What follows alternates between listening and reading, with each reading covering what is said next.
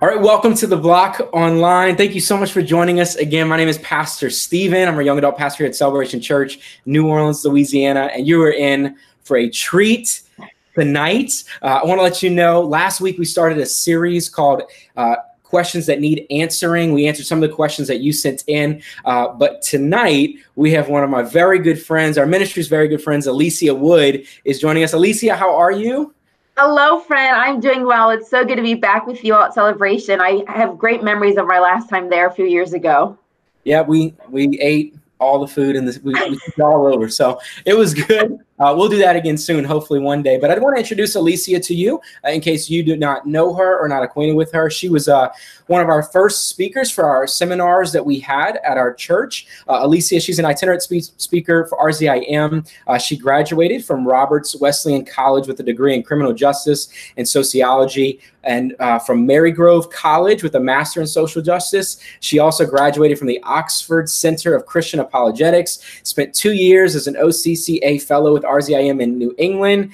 She addresses major issues surrounding faith and diverse audiences, whether in major universities or men's and women's prisons. And I think last week you said, or a couple weeks ago, you spoke at Emory University. Is that right? Yeah, I mean, via Zoom, but yes, had a nice event with Emory as well. Hopefully there'll be more in the fall. Yeah, that's awesome. Well, thank you so much for just being willing to be here with us. And so we have some questions that some of our ministry they've sent in, and so we'll just get rolling right away. So the first question is this: how are you personally been dealing with these past weeks and months of homestay or quarantine in Atlanta, Georgia? Oh boy. Well, you know, there's a bunch of different things that roll through my mind with that question. So number one, a little background. I am 39, single and no kids, and I turn 40 in a few weeks, which means that there's a good chance I'm going to turn 40 in quarantine, which is one of those situations where you're already kind of like, okay, single, no kids, and 40's coming up, but then you do it in quarantine, which is a whole different experience. So I do have a roommate, which is obviously very helpful because I'm not really isolated. And I have a really great relationship with my neighbors. And so we spend a lot of outside time with kids and things like that. And that's really helped me get through it. You know, I think one of the things that I try and keep in perspective during this time, and you know, one of the things I was really concerned about when I heard about the quarantine coming up is, you know, I grew up predominantly as an only child until I was about 14, 15 years old. And so I'm used to being on my own, doing my own thing, that kind of thing. And I can keep myself pretty occupied. But there's a lot of people who don't have that experience. And one of the things I was really concerned about when I heard that quarantine was coming up was the fact that, you know, friends of mine who live by themselves are going to be stuck at home by themselves. People that are extreme extroverts, colleagues of mine, friends of mine, it's going to be an absolute nightmare for them. Some people like me who are introverted and can handle alone time see it as an opportunity or feel like it can be an opportunity to go do things around the house or study or learn a language or whatever, practice more at the piano more. I'm trying to do all of those things. But in the same time, even somebody like me who enjoys alone time is grateful when I get to go outside and be with friends and neighbors. And so even for me, I've had to realize that making sure that I'm around some sort of person is helpful. And so I think, you know, one of the things that I've really tried to do during this time is I've tried to make sure I can catch up on the phone, not text messages, but on the phone, people I haven't been able to talk to in a while. Really try to live in the moment, meaning it's okay to just sit and relax. It's okay to just sit and think and not feel like you have to do. I think one of the things that this time frame has taught us is that we really have really busy lives. And in the beginning, it was really tough. And now people are starting to appreciate having some downtime. So I think we're realizing how busy we were and just trying to say, you know, this is short term. Things will not always be this way. And so in this moment, with the challenges that I have, how also can I make the most of it, knowing that it won't, I mean, I don't know if I'll ever have a time like this in my life where I'm being stuck at home in this way. And so what can I do to kind of benefit from it? So like I said, I've been trying to more time on the piano or violin, just to focus on that, more time just calling people on the phone and talking to them and just being able to have an hour or two conversation with somebody, or even most people in a day, because I don't have the gym to go to. I don't have all these other things to do. Learning another language, like, what can I learn? What can I cook that's new? I've been trying to find ways to keep myself busy, but also within the circumstances that I'm in, and building in that rest time as well. So I think there's several things that I've done to try and make the best of this time. My friends that are home alone, that I am the most concerned about, I try and call them, talk with them, spend an hour on the phone with them, so that it makes you feel less isolated. And so just trying to keep in mind the people that are really stuck at home, and it is hard. And this is one of the things I was really concerned about. I was really concerned about the loneliness and depression and the stuff that people would feel. But I think one of the things that we need to keep in mind is this is not permanent. Okay, this is not the years into the future kind of situation that we're in, at least as far as we can tell. So changing that perspective and saying, can I do this in a short amount of time? This is a short-term thing. Can I do this short-term thing? As opposed to thinking, this is my life now, this is like forever. Just kind of reining in kind of our situation into being what it actually is. And this is a short temporal thing, as far as we know. And so what can we do in this time? I'm just seeing it as a time of sabbatical, of rest, of peace. And so I know that's really hard. And so for any of my, friends out there who do have families and kids and are dealing with so much homeschooling now and all of these kind of crazy things that comes along, I have friends who are in this situation, so I can imagine how difficult and challenging that is. And so those pose challenges too. But for people in isolation, those who do have some time, maybe call people who are alone. Like, it's just really important for them to constantly have some kind of contact with people, because we've learned through the situation how relational we are, and social media is not relational enough. We have all the social media, with all this internet at our disposal, but yet we still can feel the loneliness because we need human connection. Yeah, that's really good. Just kind of jumping in, since you're talking about social media, the next question is, how do you defend your faith on social media? And I remember when you came and you did the seminar with us here in New Orleans, the topic that you covered was actually how to practically share your faith. And you walked through the book of Acts. You walked through. Right. I remember it was amazing. But now we're kind of in like a different area right now, where the way that we share our faith, it's moved online for the time being. So what are some tips that you can give, or how can you share your faith and also defend your faith? Because I think that's a challenge too, is because when you type something, it can be construed any way that the receiver wants to construe it. So what advice would you give about that? Yeah. So interesting stuff for sure. With social media, it can be challenging because I think it's a whole different culture. Twitter, you only have this much you can say. Instagram, you've got a picture and maybe some, words underneath it you can say. But so much of evangelism is relational. And we lose a lot of the relational over social media. In the same sense, people also can get really ugly over social media, in the same way they can get ugly over text. People have an easier time bashing somebody or saying mean things to somebody when they're typing it in a phone than if I'm saying it to your face, having to look at your eyes, seeing the pain I'm causing you. And so you kind of have these two kind of worlds, or these two challenges that you're dealing with social media. And so I would say, I think there's been a lot of really great videos that have been done, that have been put up on YouTube, that have been put up in different social media platforms, Facebook, Twitter, whatever it might be. There's really helpful engagement and thought. I think it helps you to really know who are the thinkers out there, or who are the people that are the influencers out there when it comes to thought on religion. I think, writing articles and blog posts are also helpful as well. But just, I think it's okay to also understand the limitations that are found in social media, because we're not dealing with people one-on-one. We don't have that close connection. We don't have those close relationships. And so it's a different dynamic altogether. And I think that's okay. You know, I don't think that has to be our primary way, is the digital online world. We know ultimately I think the one-on-one perspective is always helpful. So I say we do the best we can. We get out with videos we can. Right now I'm thinking about doing a rebuttal to a video.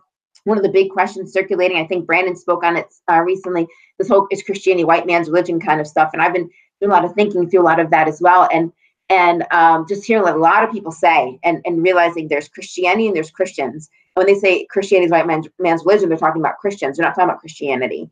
And so what does Christianity have to say about this versus what do Christians have to say? Christians have a whole plethora of actions and words that can lead people to feel a certain way. But what does Christianity say? And so there's actually a YouTube video that came out on it, saying some harsh things against religion or Christianity, whatever it might be. And so I'm going to hopefully post something in response to that. And so it's kind of one of those things where you just kind of take some of those opportunities to see how can we evangelize, because you don't know who's watching and who will be affected by it.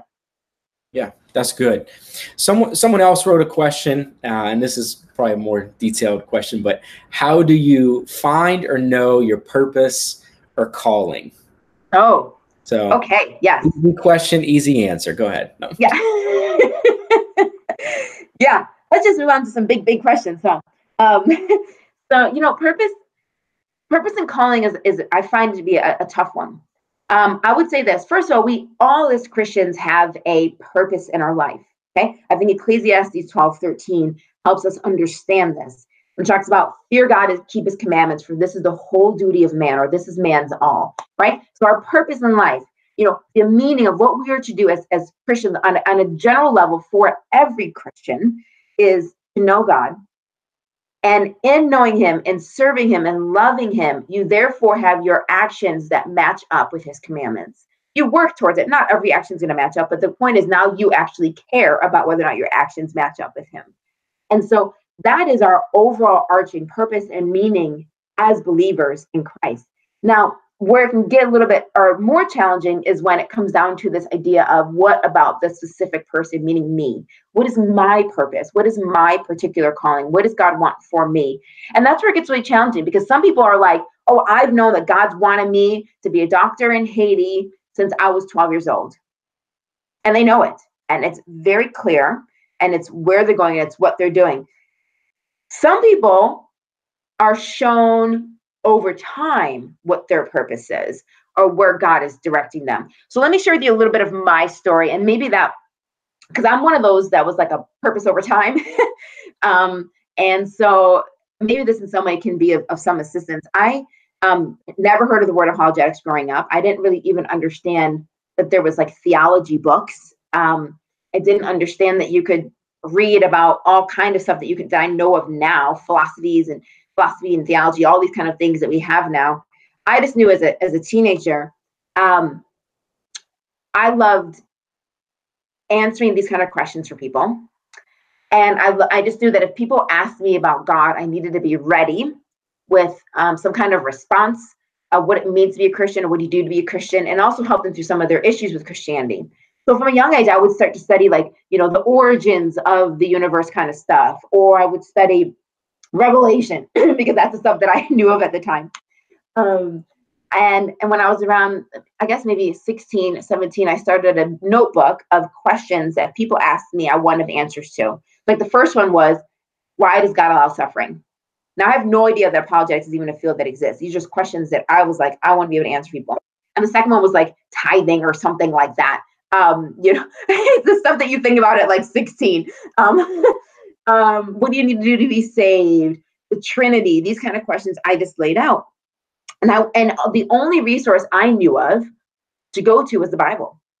And I had a couple books that dealt with like how to speak to Mormons, or how to speak to Muslims, or how to speak to Hindus, like how to speak to people of other religions.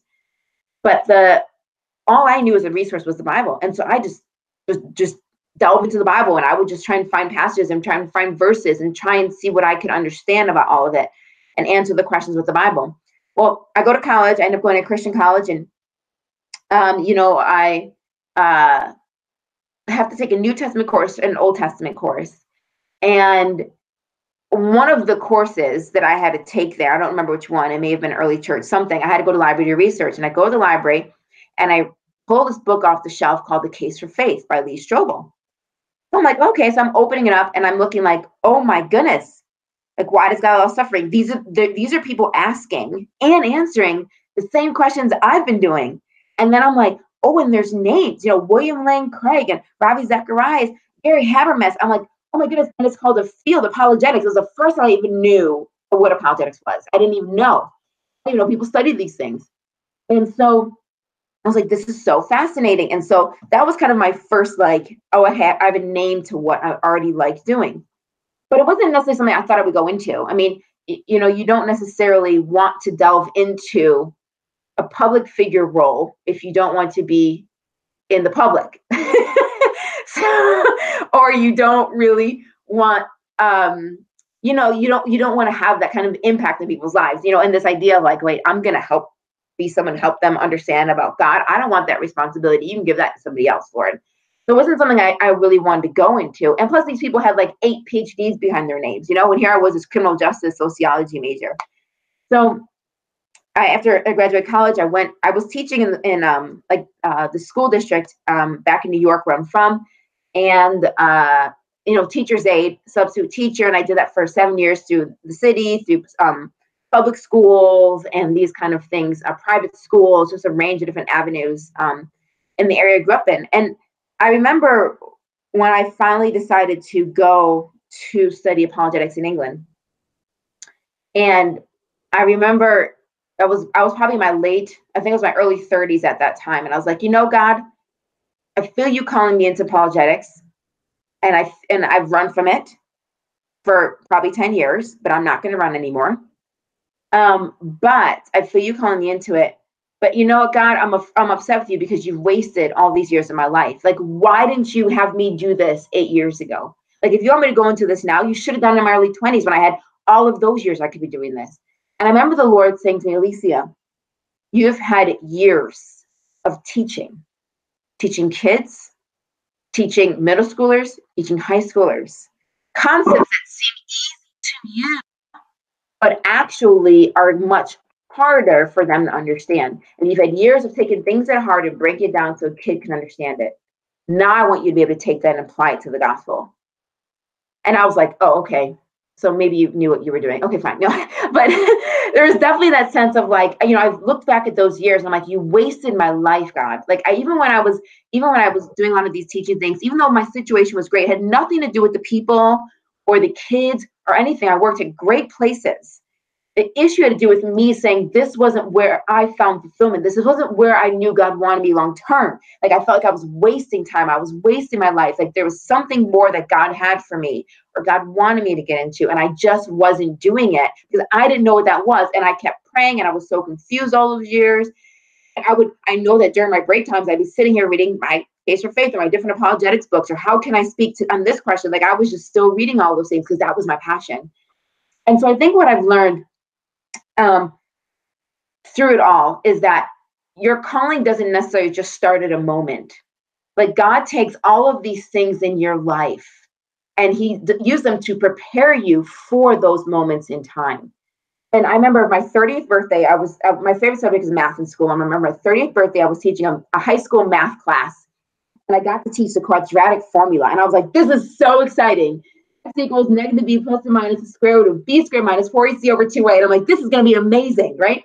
And, the kids walk in and they see this formula on the board and they're like, ew, like, what is this? This looks insane. But by the end of the class, we're able to process it through. And you realize, okay, this seemed overwhelming, but as we talked it through, it's like, okay, I get it. And I feel like there were so many years of the Lord refining how I communicated, how I had to break things down in my head in order to make it so a child could understand it, that I think that all of that fine-tuning helped prepare me for what I'm doing now. So all that to say, I think for some people, they know they're calling right off the bat. For some of us, we have to mumble and bumble through life and let the Lord continue to guide us. Joyce Myers, I know she's a controversial figure. I won't even go into any of that. But she said once, Lord, if I'm lost, then will you just come find me? And that was my prayer for so many years. Lord, if I'm lost, will you just come find me? I'm trying, Lord. And I don't always see it and I don't always know. but can you come find me if I get off the rails here? And that kind of gave me peace to just trust him that if I go too far in the wrong direction, he's going to come and get me back on the pathway. And so you kind of walk with God. It's not always a genie thing where, oh, what's my calling? Here's your calling, and you move on. It's like you walk through the ups and downs of life as you discover things sometimes. And so I just encourage people to continue to just pray, to continue to ask God, continue to make the best decisions you can. We all have a general calling, and that is to evangelize and be representatives of Christ, and no matter which environment we're in. To pay attention to your passions, to grow in your passion. Don't think that where you are now, because it's not where you want to be, that somehow where you are now is a waste of time. What can you do to grow yourself so that you are better equipped for whenever God brings you into those moments as well? So I just want to piggyback, because that was so good. You said, how can I grow? So would you say that this moment right now is an opportunity to grow as we're at home, stay in quarantine? And absolutely. Like how would someone lean into that practically right now? Oh, and so here's one of the things. I started learning Spanish in like my early 20s, right? And what would be really great is if I could do what I do in Spanish. I'm not there yet. Speaking everyday Spanish is one thing. Using theology is hard enough to do in English. So what I'm trying to do is say, okay, well, I have this time. How can I grow my Spanish? Like, right? How can I continue to prepare myself for wherever God may take me? And so if your passion is music, like writing, or if your passion is an instrument, spend this time practicing and doing those things. If your passion is art, spend that time doing it. If your passion is to learn about a particular topic, then spend your time doing it. Khan Academy is I love Khan Academy, khanacademy.org. There's a lot of really great free things that you can learn on Khan Academy, classes you can take that are on YouTube and these kind of things. And there's things out there. How do you spell that? People are looking up. So I think it's KHAN Academy. Okay. Yeah. Cool. .org. Yeah, and so I just think I think it's a good point.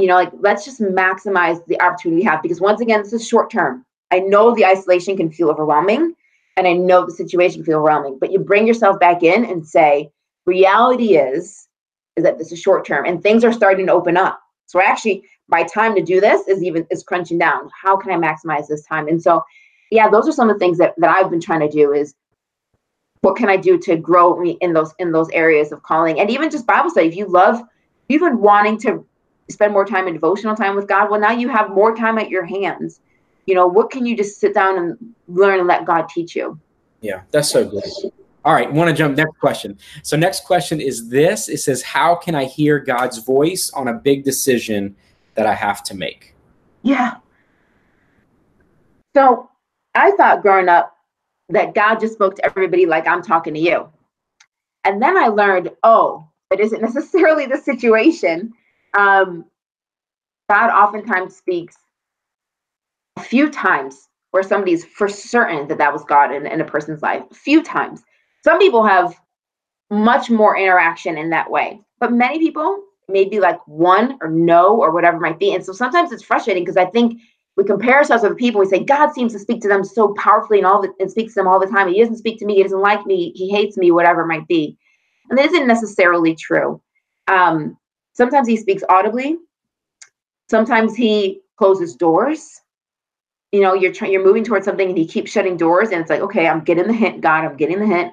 Sometimes it's in his word. You're reading something and it's like, whoa, oh my goodness.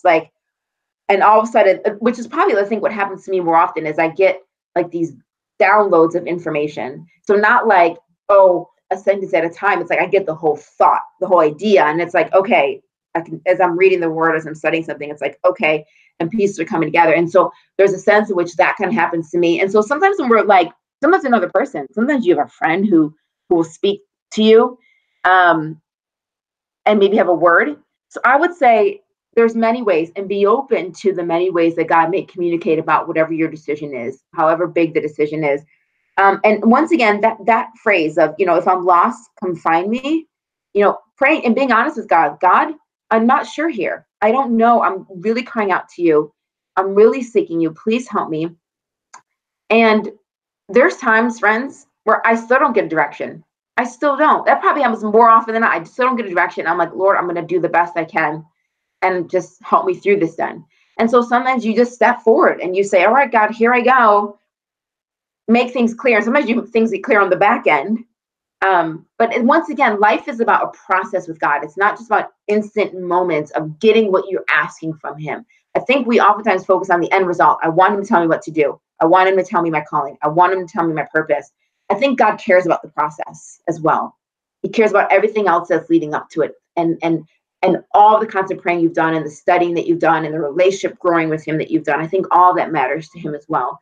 So there are many possible ways in which he can speak to you. He may not speak to you in any of those ways. But we do the best we can to make the decision and say, Lord, well, if I screw this up, please help me to fix this. And we just trust him. There's a lot of just trusting him to help us. How would you say that someone right now could position themselves the best possible way to hear God's voice? Would you say that's possible, or no, God just kind of speaks when he speaks, and we just have to be listening? Or can we position ourselves right now? Yeah. Oftentimes fasting, right? People fasting, that's a big one where, they'll really feel like God communicate to them through that. I had a friend fasting and praying for me recently. And she said, I gave her 3 things to kind of pray about. And she's like, Lord spoke, I feel like I have something to share with you on the first 2. But the third one, I got nothing. I don't have anything. God didn't give me anything. It's almost like, so he gave her a little bit, but then not that too. So I think there's even a sense in which, even in the fasting, I don't think there's any for sure way to make God talk. I think all we can do is continue to make ourselves available to listen so that when he is speaking, we are there to hear. And so I think, yeah, we can definitely take opportunities to fast and say, Lord, this really means so much to me. I'm going to deny these kind of things and dig in. But there isn't a guarantee that necessarily you'll get the answer you want. I think too, just spending more time in prayer and in the word can be really helpful in the sense of honing in your mind and trying to channeling in your mind on him can oftentimes make you just more sensitive to hearing him, or sensitive to just saying, this is where I think God is taking me, because sometimes some of our own personal pushback can get lowered when we're just digging into him more. Yeah, that's good. And just so we didn't know what we talked about last week in our service, but one of the questions was about fasting. And so I think that God's probably trying to speak to some people who are watching this right now about pressing into fasting in order to hear God's voice more clearly for maybe the specific things that you've been talking about. Okay, last question is how can we know that God is real? Oh, yes. How can we know that God is real?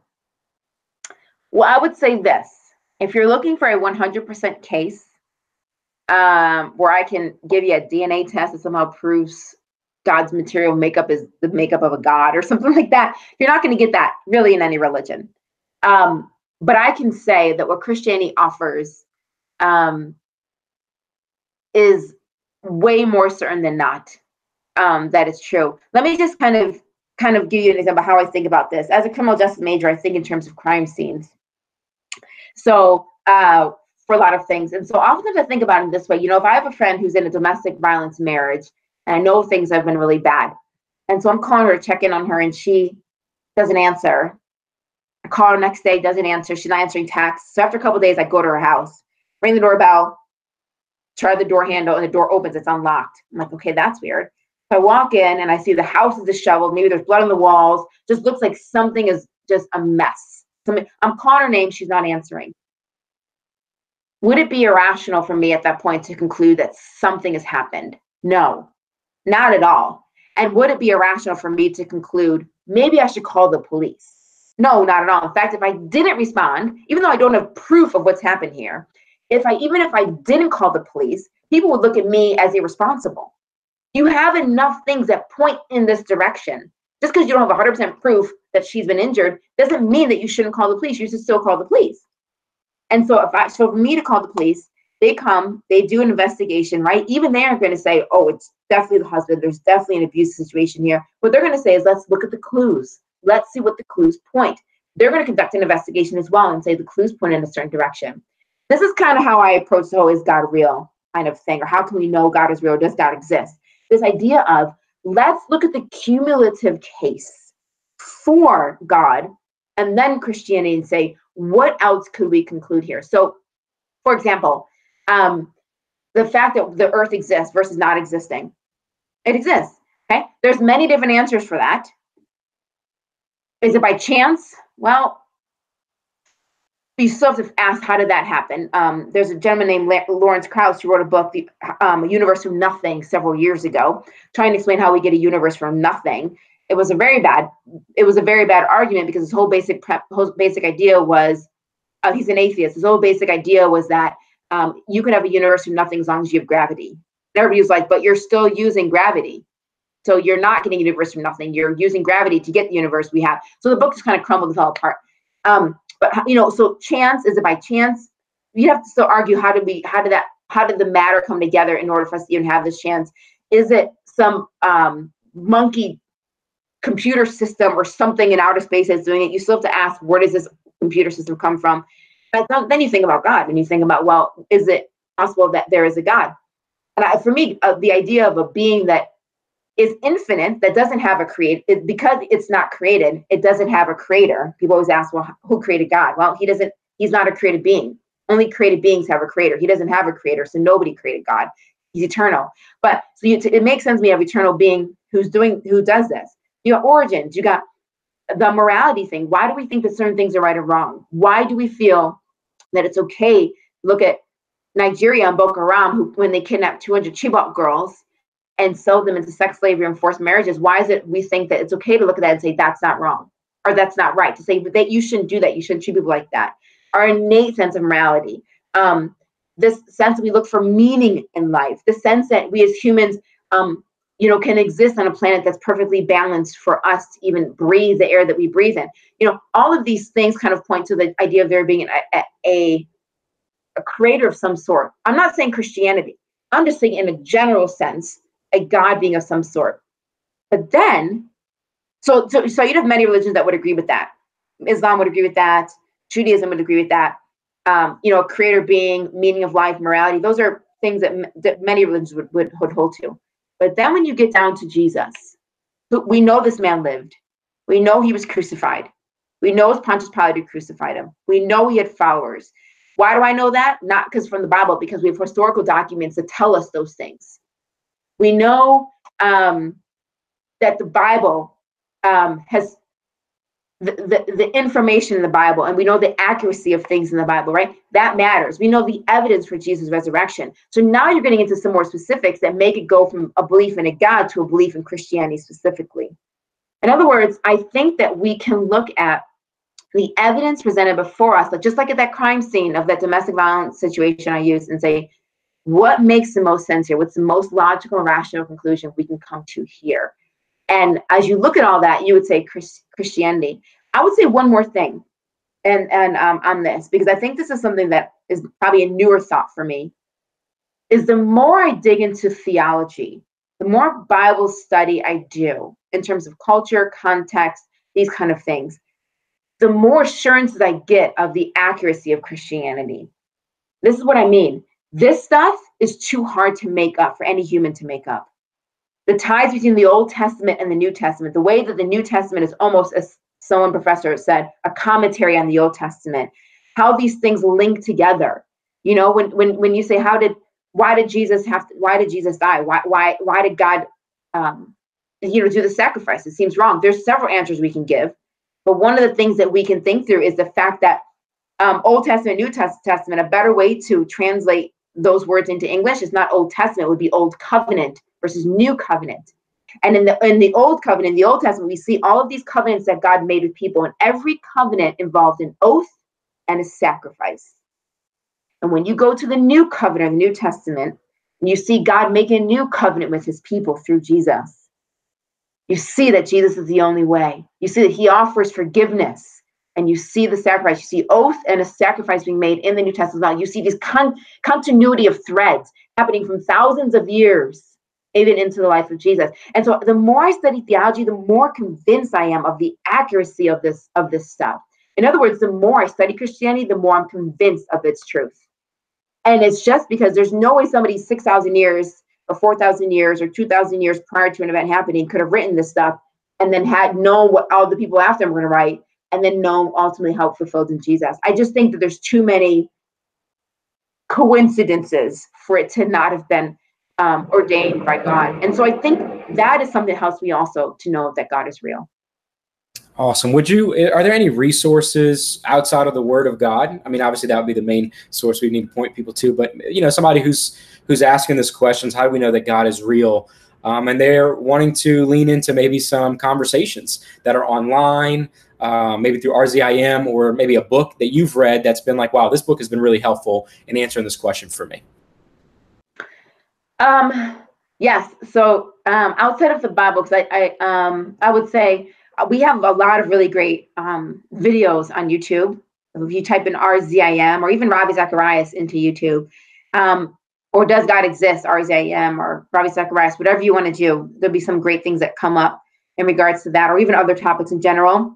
If you're really into philosophy, or you can go to our website, rzim.org, and see articles and things we've written there. If you're into philosophy, I think William Lane Craig can be really, really helpful. His website is called Reasonable Faith, and reasonablefaith.org. And the reason why it's helpful is because there's just hundreds of articles on a range of things, from meaning of life to origins to, I mean, you name it. He's covered so much stuff. I think there's another website called the 1 Minute Apologist, 1 Minute Apologist .com or org, something like that. Fascinating short videos, 1 minute to 2 minute videos on questions. And it's like you get a question and the apologist answers it in like a minute or two. And there's like probably thousands of videos on there. So helpful as well. 1 Minute Apologist. So you do have a lot of really good resources out there. I think anything by Lee Strobel is really helpful. The Case for Faith, the Case for Christ. He's got some really helpful things as well. Awesome. Well, Alycia, thank you so much for taking your time. Of course. Do this. We love you so much here in New Orleans, and I hope you get to come and be with us soon when all this is over. Can I ask you to pray for us as a ministry and as a church before we head out? Absolutely. Well, Lord, I just thank you. I thank you for you. I thank you, Lord, that even in the ups and downs in life, you are constant. And Lord, we just reach out first for people who are just really struggling now with being alone. We know from the very beginning, you said it's not good that man should be alone. And we are learning this more and more.